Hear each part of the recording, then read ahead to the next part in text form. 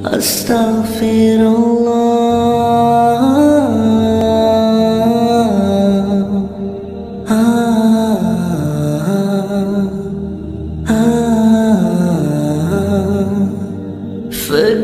me,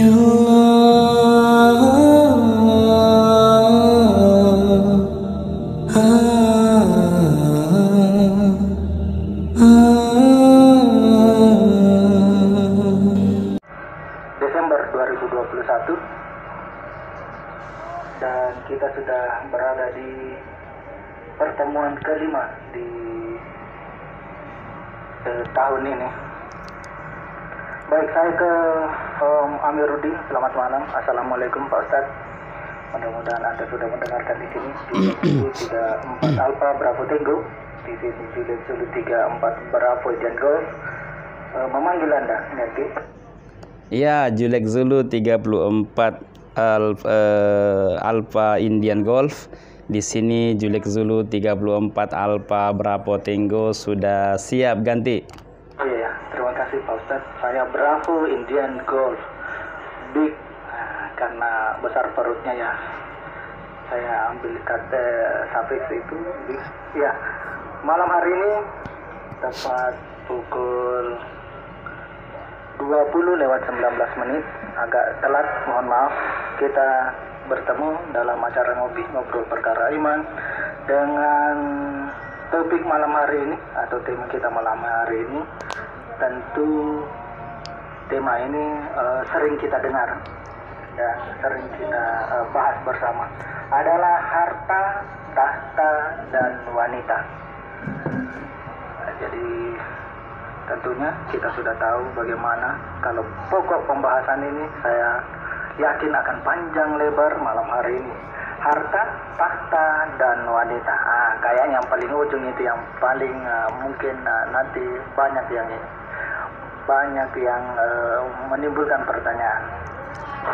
Malam hari ini saya mulai saja. Silahkan Pak Ustadz, saya serahkan ke Anda untuk melanjutkan tausiah malam hari ini dengan tema harta, tahta, dan wanita. Saya Juliet Zulu 34 Bravo Indian Golf 1023. Baik, ya saudara moderator, ya Bapak Guntur selaku Ketua Wilayah Rapi Wilayah 03 Mamuju telah menyerahkan extra mic ini kepada saya. Karena itu izinkan saya menyapa semua rekan-rekan yang monitor malam ini dengan ucapan Assalamualaikum warahmatullahi wabarakatuh.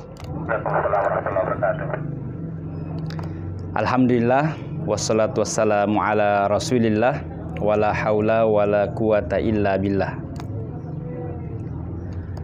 Tentu mengawalinya saya tidak lupa mengucapkan penghargaan dan ucapan terima kasih yang setinggi-tingginya pada semua rekan-rekan yang pada malam Jumat ini kembali menyempatkan waktu untuk berada di depan radio. Tidak luput tentunya Ketua Rapida beserta jajarannya, begitu juga Ketua Wilayah beserta jajarannya, dan tentu tak terkecuali kepada para penasehat yang berada dalam organisasi kita yang tercinta ini. Malam ini merupakan pertemuan untuk kesekian kalinya daripada acara ngobrol perkara iman kita. Oleh panitia menyuguhkan satu tema dengan suatu judul harta, tahta, dan wanita. Ini adalah persoalan yang kita tidak terlepas dalam kehidupan kita sehari-hari. Dan ini adalah persoalan yang kita tidak terlepas darinya. Bahkan mungkin dalam pembicaraan kita, mungkin kita tidak pernah lepas dari ketiga hal ini. Begitu juga sahabat-sahabatku yang dimuliakan oleh Allah Subhanahu wa taala. Ketiga hal ini adalah persoalan yang terkait dengan kehidupan kita dan juga tidak terpisahkan dengan kehidupan akhirat kita. Malam ini insya Allah kita akan berbicara tentang tiga hal ini. Bukan berarti bahwa saya melihat pengguna radio antar penduduk di Mamuju ini keliru dalam memahami tiga persoalan ini. Tetapi sekedar untuk kita berbagi saja dan saling mengingatkan akan ketiga persoalan ini agar kemudian kita tidak keliru dalam mendudukkannya. Kita tidak keliru dalam memahami dan memposisikan dalam kehidupan kita. Sahabat-sahabatku, kalau ketiga persoalan ini kita mau runutkan, harta, tahta, dan wanita, kira-kira mana yang paling banyak dibutuhkan? Dan mana di antara ketiga ini yang paling banyak menggelincirkan manusia? Tentu saja ini sesuatu yang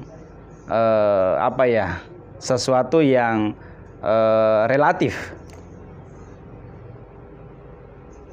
Karena itu malam ini ya kita tidak akan menghakimi satu di antara ketiganya.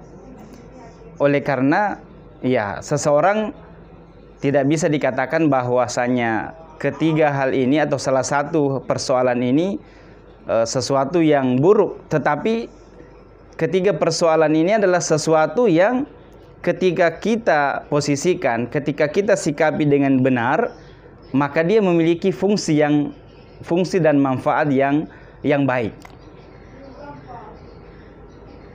Sebutlah misalnya Om Jody, malam ini kita mulai dengan pembahasan poin pertama, harta misalnya. Harta kita tidak boleh melihatnya secara sinis, melihatnya secara negatif semata. Sebaliknya kita juga tidak boleh memandang harta itu semata-mata positif, tetapi bagaimana kita memandangnya dengan seimbang.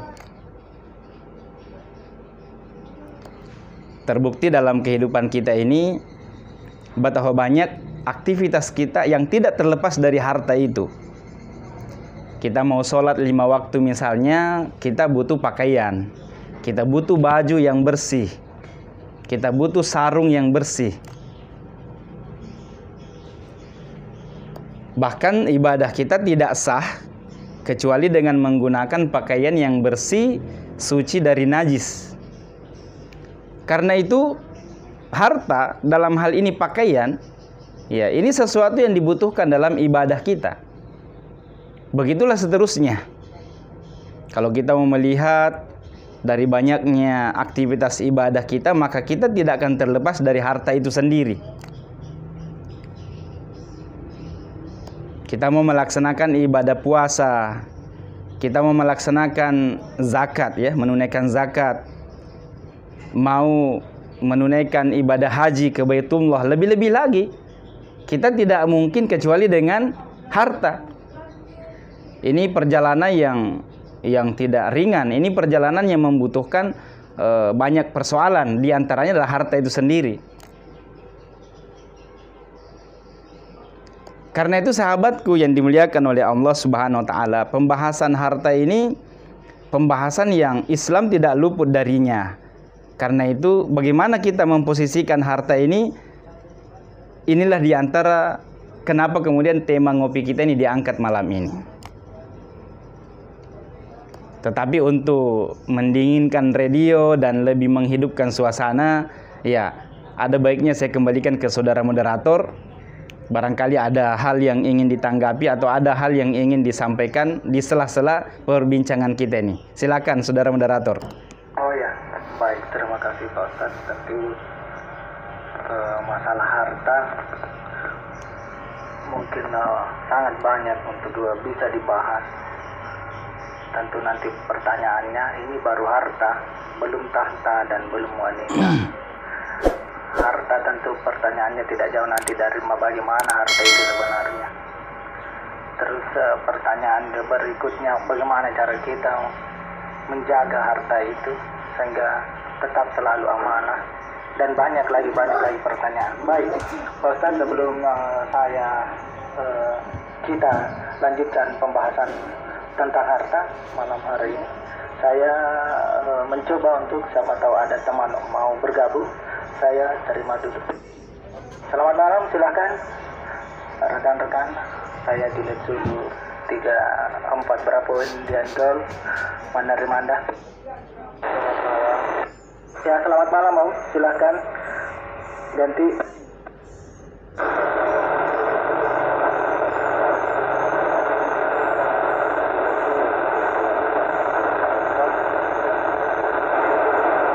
Ya, silakan Om, ganti. Lanjut, Profesor. Oh iya, mohon maaf, saya terakhir agak kehilangan sinyal Anda. Silakan Anda standby atau 1023 di kursi nomor 14 di sampingnya Om Ramapati. Silakan duduk manis di sana. Ada lagi? Selamat malam. Silakan. Silakan. Alpha Charlie India ganti. Oh, Alpha Charlie India. Dari mana Om ganti? Oh, kita Om Hendrik. Ya, Sapalang sudah hadir malam hari dari selatan. Mudah-mudahan Om Bahtiar hadir, Om Kamarudin hadir. Silakan Anda duduk di kursi 15 sampingnya tadi Om siapa tadi itu. Ya, duduk di situ ya. Oke.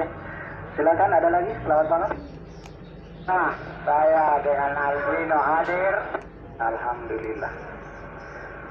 Om Aldino, silakan Anda duduk di kursi 16. Ada lagi? Selamat malam, silakan. Baik, ada penambahan personil 3 orang. Ustaz, alhamdulillah. Mudah-mudahan apa yang kita sampaikan malam hari ini akan memberikan satu syafaat. Baik, kita ke berikutnya Pak Ustaz. Kita lanjut lagi dengan harta.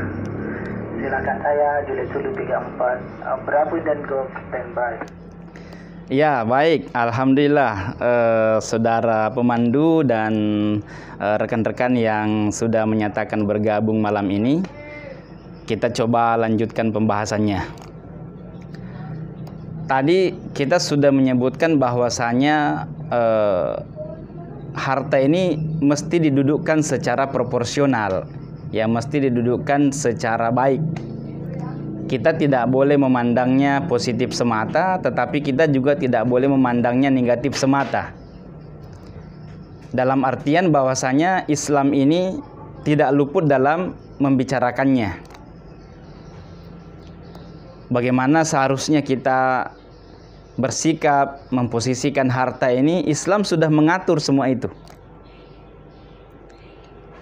Karena itu, kalau tadi kita katakan bahwasanya akan banyak persoalan, akan banyak aktivitas dalam kehidupan kita ini yang tidak terlepas dari harta itu. Sehingga menunjukkan bahwasanya selama kita hidup di dunia ini, harta ini dibutuhkan dalam rangka untuk ibadah kepada Allah Subhanahu wa taala. Akan tetapi suatu hal yang penting untuk kita jangan lupakan bahwasanya untuk harta ini maka pertanyaannya nanti ada 2. Jadi di hari kemudian nanti untuk harta kita ini ada pertanyaannya, ada 2 pertanyaannya. Dari mana harta itu kita dapatkan dan untuk apa kita gunakan.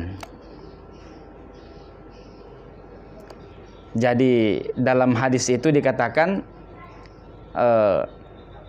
tidak bergeser pijakan kaki anak cucu Adam di padang mahsyar nanti sebelum ditanyai tentang 5 perkara. Salah satunya adalah tentang harta kita ini.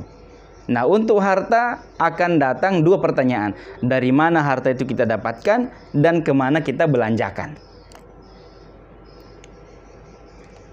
Karena itu sahabat-sahabatku penggiat ya radio antar penduduk dimanapun Anda monitor malam ini, semakin penting dan semakin perlu untuk kita menyikapi harta ini. Bagaimana kita mendapatkannya? Sehingga kemudian untuk mendapatkan harta ini kita tidak boleh kemudian serampangan menghalalkan segala cara, sikut kiri sikut kanan. Tetapi bagaimana harta ini dia datang dengan sesuatu yang benar. Karena itu sahabat-sahabatku yang dimuliakan oleh Allah Subhanahu wa taala, kita pun akan menemukan dalam syariat agama kita ini tuntunan bagaimana mendapatkan harta itu. Dihalalkanlah misalnya jual beli. Dibolehkanlah misalnya gadai. Dibolehkanlah misalnya tukar menukar barang yang diistilahkan barter dan seterusnya. Dan dalam aktivitasnya pun juga kita diperintahkan untuk tidak goror, tidak menzolimi, tidak berbuat curang, tidak menambah takaran, tidak mengurangi takaran, tidak menambah dan tidak mengurangi literan dan seterusnya. Ini semua sahabat-sahabatku dalam rangka untuk mendapatkan harta itu dengan cara yang benar. Selanjutnya, kemana kita belanjakan? Juga syariat agama kita ini sudah mengajarkan bagaimana cara menyalurkannya. Dan bagaimana ketika tidak disalurkan dengan cara yang benar, tidak dibelanjakan dengan cara yang benar. Karena itu kemudian dikenal dalam syariat agama kita ini adanya istilah zakat. Adanya istilah infak sedekah. Maka inilah diantara jalur-jalurnya untuk kemudian kita menyalurkan itu selain daripada nafkah yang kita berikan kepada keluarga kita. Tadi sebelum Isya ada perbincangan dengan di antara rekan bagaimana istri mendapatkan uang belanja. Itu di antara kewajiban seorang suami dan itu di antara nafkah itu. Ketika tidak ada uang belanja yang bisa diberikan, berarti ada tanggung jawab untuk kemudian mengupayakan uang belanja itu ada. Nah, bagaimana mendapatkan uang belanja ini? Dengan cara yang halal, dengan cara yang benar, yang telah digariskan dalam syariat agama kita ini. Sahabat-sahabatku yang dimuliakan oleh Allah Subhanahu wa taala, agar kita tidak keliru memahami harta ini, mari kita dudukkan bahwasanya harta ini bukan satu-satunya standar kebahagiaan itu. Oleh karena kalau sekiranya harta ini adalah standar kebahagiaan, maka mungkin Qarun orang yang paling bahagia dulu. Tetapi ternyata Qarun yang memiliki harta yang banyak itu, yang sudah pernah kita sampaikan pada ngopi sebelumnya, yang jumlah kuncinya saja itu harus diangkut oleh berpuluh-puluh onta. Saking banyaknya kunci gudang yang dia miliki. Itu baru kunci gudangnya, belum lagi bagaimana isinya. Tetapi ternyata Qarun juga bukan orang yang paling bahagia, karena akhir hayatnya justru dibenamkan di dalam tanah. Karena itu harta bukan satu-satunya ukuran kebahagiaan. Ada orang punya harta mewah, rumah bertingkat-tingkat, mobil mewah serba mengkilat, boleh jadi jumlahnya 4, tetapi ternyata juga tidak tenang. Khawatir jangan-jangan hartanya dijarah orang, khawatir ini, khawatir itu, dan seterusnya. Karena itu harta ini bukan satu-satunya jaminan untuk kemudian mendapatkan kebahagiaan itu. Sehingga kemudian dalam mendapatkannya, dalam mengejarnya, kita harus seimbangkan aktivitas kita. Sebutlah misalnya dalam Al-Quran, ada dalam surah Al-Jum'ah Allah berfirman itu, fa idza qudiyatis shalah mi yaumil jum'ati fas'au ila dzikrillah. Apabila telah dikumandangkan, telah dipanggil seruan untuk sholat di hari Jumat itu, maka tinggalkanlah jual beli Ya, fas'au, bersegeralah menuju zikrullah. Nah, ini sahabat-sahabatku menunjukkan bahwasanya ketika tiba saatnya kita harus beribadah kepada Allah, kita harus tinggalkan aktivitas kita. Kita harus menghadap kepada Allah Subhanahu wa taala. Setelah itu nanti fantasyiru fil ard, bertebaranlah ke muka bumi ini untuk mencari karunia Allah itu. Lagi-lagi menunjukkan ya ada perintah untuk mencari, tapi jangan sampai kita lupa.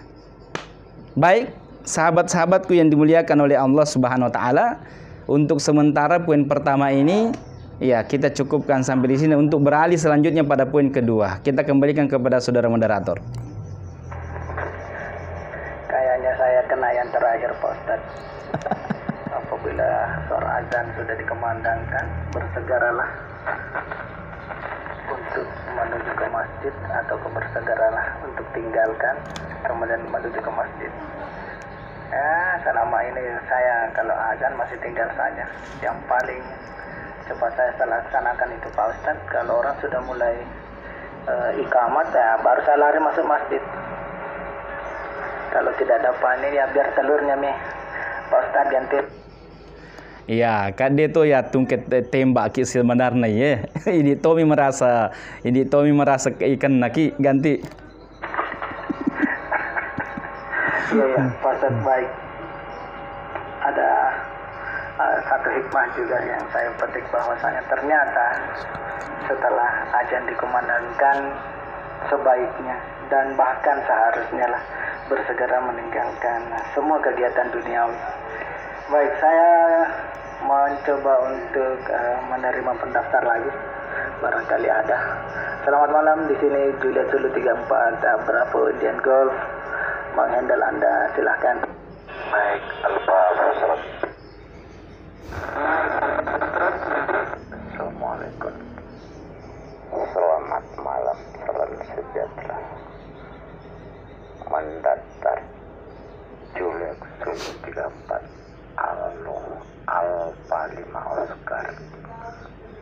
Terima kasih. Ya, mohon maaf, ayahanda tersayang ini, aduh, kalau saya lupa, ternyata alo ya, saya kira yang ada es krimnya. Ya, silakan. Julu 34 Alfa 5 Oscar.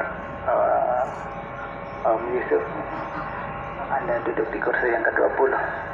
Kembali ke Mike Alfa Foxtrot. Apakah betul di sini Juliet Zulu 34 Bravo Indian Golf ganti? Oh iya, tidak salah. Mike Alfa Foxtrot ke Om Big ganti. Oh iya, iya. Silakan Om. Duduk di kursi yang Assalamualaikum. Kita mencoba lagi, siapa tahu ada barangkali ikut mau duduk di kursi 22. Selamat malam, di sini Juliet Zulu 34 ada Bravo Indian Golf 1023. Selamat malam, ganti. Alfa Hotel Quebec, betul? Oke, diteruskan lagi. Juliet Zulu 34 Alfa Hotel Quebec. Betul, silakan dilanjutkan 123. Sebentar berlangsung. Pak Ustadz, malam hari ini kita kedatangan tamu. Sering mendengar, namun jarang memperdengarkan suaranya. Beliau adalah mungkin juga Pak Ustadz baru mendengarkan. Beliau itu tetangga saya, sekaligus rekan sejawat dari Om Delvi. Konsen beliau adalah Juliet Zulu 34 Alfa Hotel India. Dan sekedar info juga, ada pendatang baru, meskipun sudah lama tapi konsennya baru saja terlahir kemarin, Alfa Hotel Quebec. Sabarudin, biasa dipanggil Alfa Sierra. Ya, alhamdulillah setelah tadi sudah ada penambahan lagi 5 orang. Silakan duduk di kursi dan Untuk Om Farid, terima kasih telah ikut berpartisipasi dan mendengarkan tausiah yang dibawakan oleh Om Amiruddin jilid 10 3 4 tanpa berapa tangguh. Silakan Pak Ustaz, kita lanjut ke poin kedua, yaitu tahta. Silakan Om, saya agak berat menyambut poin ketiga ini. Aduh, saya jilid 10 3 4 berapa Indian kau? 10 2 3. Baik Om Jody, ya. Alhamdulillah sepertinya malam ini cukup ramai ya rekan-rekan kita ini monitor ya. Mudah-mudahan ditemani dengan secangkir kopi hangat. Ya, baik sahabat-sahabatku yang dimuliakan oleh Allah Subhanahu wa taala. Kita beranjak ke poin kedua, tahta. Kenapa sehingga tahta ini dibahas ya dan masuk poin kedua dalam judul kita malam ini. Ternyata ini juga persoalan yang tidak sedikit menjadi perbincangan, yang menjadi bahkan tidak terlepas dari aktivitas sehari-hari kita. Dan ternyata dari dulu sampai hari ini juga persoalan yang selalu melekat dalam kehidupan kita. Hanya saja sahabat-sahabatku yang dimuliakan oleh Allah Subhanahu wa taala, tahta yang kita maksudkan ya, mohon maaf mungkin kalau kita bahasakan kekuasaan ini sedikit untuk tidak ditanggapi negatif. Tetapi mari kita coba lebih mengarahkan pembahasan kita kepada sebuah amanah. Oleh karena ya jabatan, pangkat, ya tahta itu bukan sesuatu yang seharusnya kita perjuangkan dalam artian sesuatu yang harus dilomba-lombakan. Tetapi mari kita melihatnya sebagai sebuah amanah besar yang ketika Allah Subhanahu wa taala menitipkan itu di pundak-pundak kita, maka itu adalah sebuah amanah. Yang mana amanah jabatan ini ketika kita melihat dalam aktivitas sehari-hari kita, ternyata dengan amanah yang seseorang miliki juga bisa menjadi sebab kebaikan-kebaikan itu terwujud.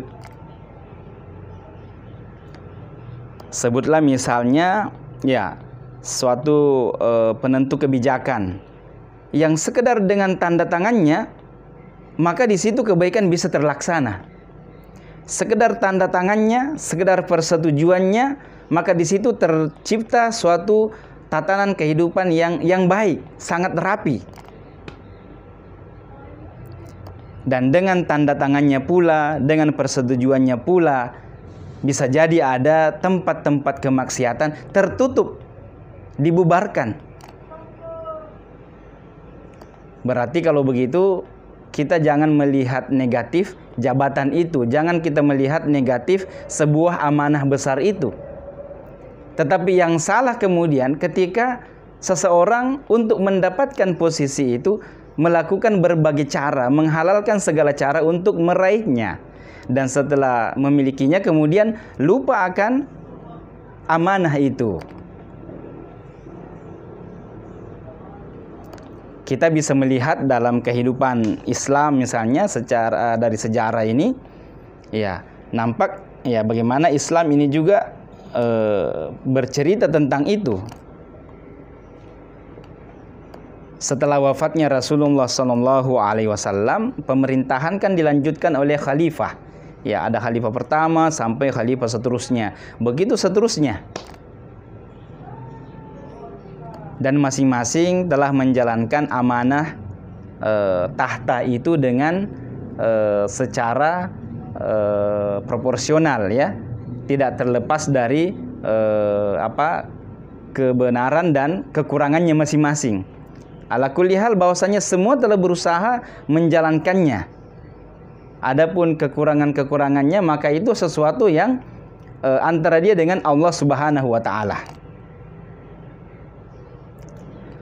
Karena itu sahabat-sahabatku yang dimuliakan oleh Allah Subhanahu wa taala, malam ini ya pembicaraan kita tentang tahta adalah sesuatu yang kita tidak bisa pungkiri dalam kehidupan kita.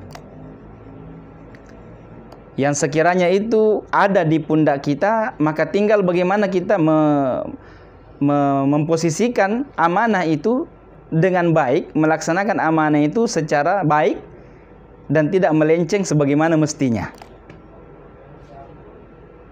Itu yang pertama. Yang kedua, ya yang paling pertama tadi seharusnya untuk mendapatkannya, untuk kemudian kita dapatkan secara benar. Ya, secara benar. Jadi bagaimana mendapatkannya dan juga bagaimana menjalankan amanah itu nantinya. Insya Allah selama amanah ini didapatkan dengan cara yang benar dan kemudian dilaksanakan dengan cara yang benar, maka insya Allah amanah itu, tahta itu bisa mendatangkan kemanfaatan. Tetapi sebaliknya, jika amanah itu didapatkan dengan cara yang tidak benar dan dijalankan dengan cara yang tidak benar pula, maka pada saat itu tahta ini bisa berbahaya buat seseorang.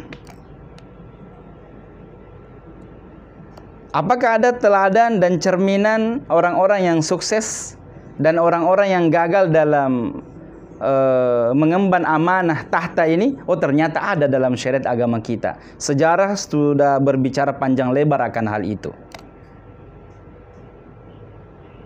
Ada teladan-teladan yang baik, ya bagaimana Rasulullah dan bagaimana para sahabat-sahabatnya dan tabi'in, atba'ut tabi'in menjalankan amanah dengan baik.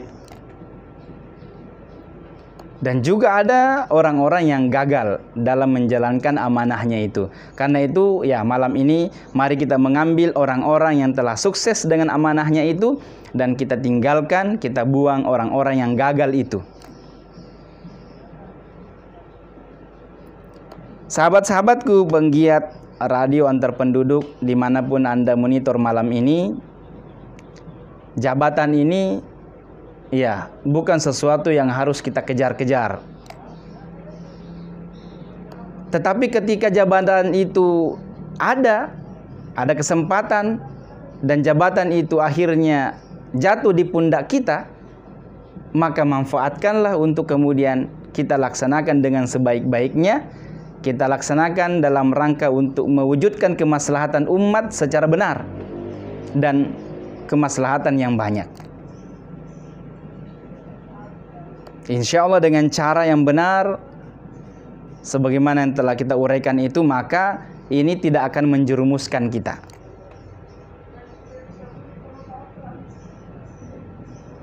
Sekali lagi, sahabat-sahabatku pendengar dimanapun malam ini monitor, ya benar bahwasanya tahta ini bisa menjerumuskan seseorang, tetapi di sana juga cukup banyak orang-orang yang sukses dengan amanahnya. Karena itu, ya pembahasan kita malam ini juga harus didudukkan secara proporsional. Ya, dia harus didudukkan, dipandang secara benar. Sebagaimana harta tadi dipandang secara benar. Sebelum beralih ke